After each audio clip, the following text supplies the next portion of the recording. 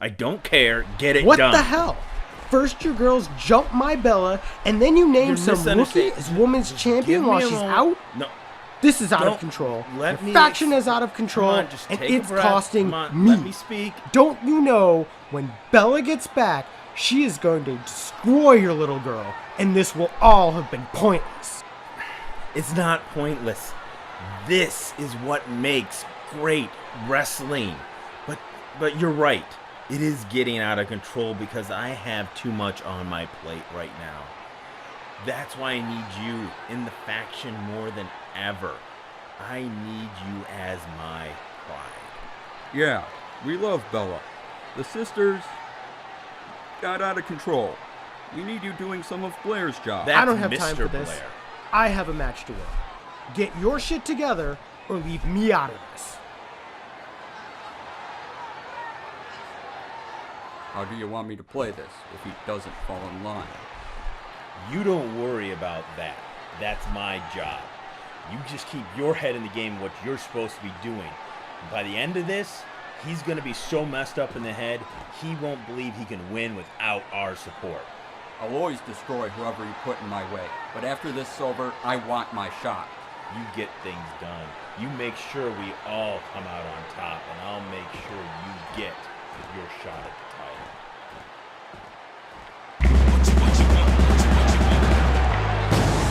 Welcome to Wrestling Entertainment Television.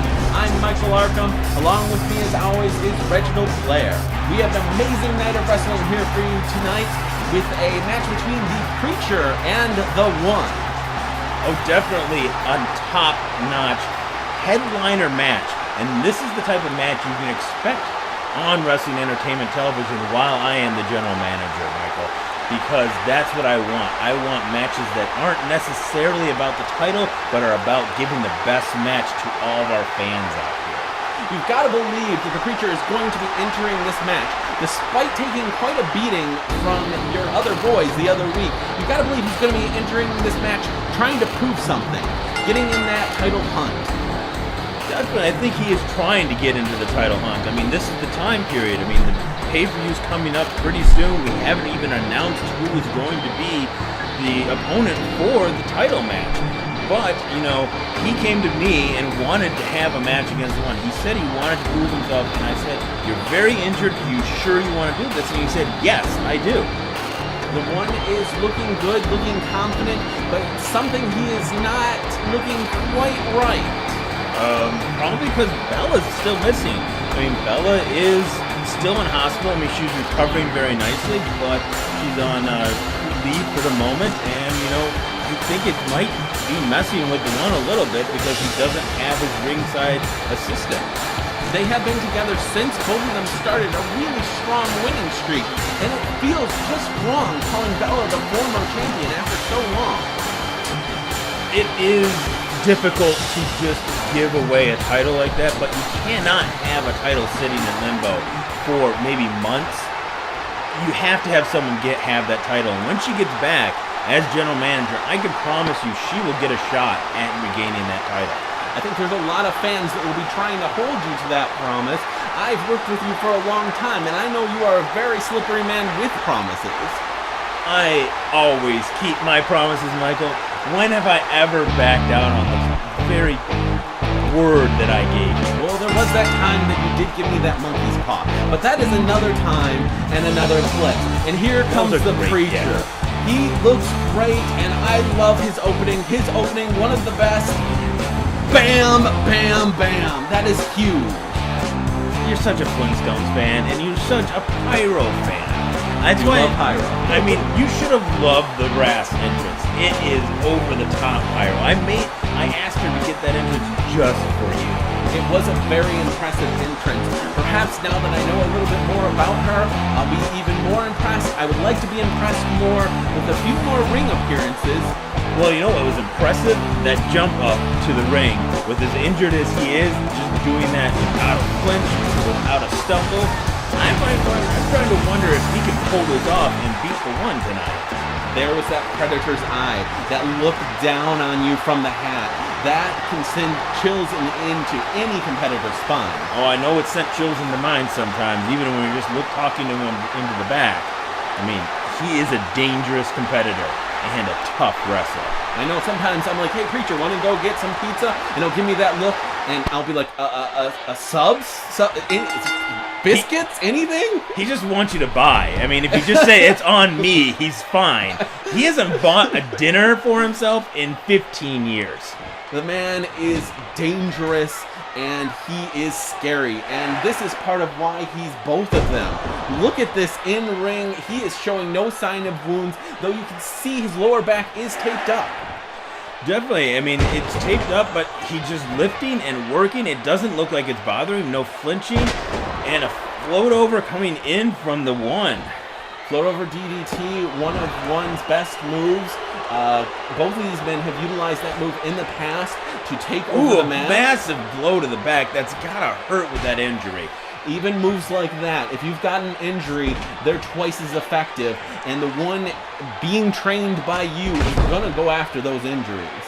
You can't just ignore the other person's injuries in this. I mean, you have to take every advantage. The Preacher is a tough fighter. I mean, we've always said he's Texas tough. Well, you can't just not take advantage of his injuries, or else he's just going to walk all over you and win anyways. Yeah, another float over, that time a neck breaker. A little bit of maybe one-upsmanship starting in the ring. Definitely one-upmanship. The one just returned the favor. A little bit of anything you can do, I can do better starting out. I'll see who's the better one by the end of this match, but right now it's pretty dead even, and this is turning out to be an excellent match. This is a lot more technical than I thought this match would be. It definitely is seeming like a more tactical move. I would have thought the Preacher would be into blows like just there. I mean, you can't. He's got a tough upper body. He can really push some punches on that people. They are not letting this rivalry of moves go as they head back at each other, and there's a little more of the roughhousing I was expecting to see from the Preacher. Oh yeah, but turned right back around from the one. I mean, they're not letting a move go without answering it. And another kick into the lower back. I mean, it's seriously wondering how the Preacher's even keeping moving on this. And wow, that's a series of really good blows.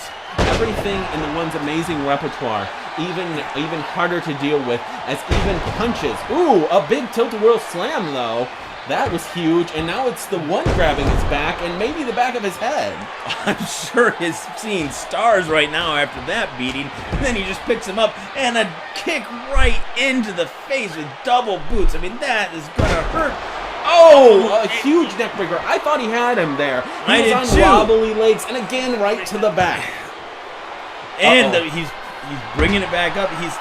The Preacher is looking angry. He is looking upset with himself over that last counter, and now he is going for the beatdown. Yeah, he's really mad. He's just kind of just gone into this, I'm going to hurt you. And he's dragging the one back in. I think this could be over. This could be over. Maybe he's looking just for a an one early count. night I'm surprised that was just a one count. That was a big one count. And, oh, the privilege check. Maybe it's the one looking to go home early tonight. This could be it, too. Oh, and a kick out from the Preacher. No. He gets out just in time and back up so fast. A quick counter. And, yeah, both of them have been getting up from it. And oh, is this... Oh my God, bam. The high noon, that big boot right to the side of the head, and the one goes down, his lights just knocked out. And is this? That was a 3 count, ladies and gentlemen. The Preacher wins. I rarely call any match where the Preacher wins an upset, but I've got to say this was an upset. There was no doubt in my mind when I said this match that the Preacher was the underdog in this match. I mean, the injury is fresh. The one has had a week or two off. He's been in the gym working out. And looking at this, the Preacher doesn't even seem to show that he was injured at all. He's just maybe happy as day. Maybe that was a bit of trickery there. Maybe he's not as injured, or maybe he's just that tough. Whatever the case, that is a man that is looking ready to win a belt. That is a man that is saying, I'm going to have a belt. Speaking of men that want that belt. We've got one of his best friends, Mick, is coming down as we are still celebrating. I'm sure Mick's going to have a pat on the back for him, or maybe a hit in the lower back. With Mick, I mean, he could always just turn this around and, Preacher right into the ground, or maybe go after the one. But, it looks like it's just a nice clean out. A few weeks ago, a girl named Miv stood in this ring and talked about her ma. I know a very different woman than she did. I know a woman that walked with me in some very dark places and helped me through some dark times. So all I'm going to say here tonight is there's more to this story. Maybe more than I know, maybe more than all of us know. But there is more, and I want to ask her to try to walk in her ma's footsteps and maybe find out a little more about this company before writing us all off.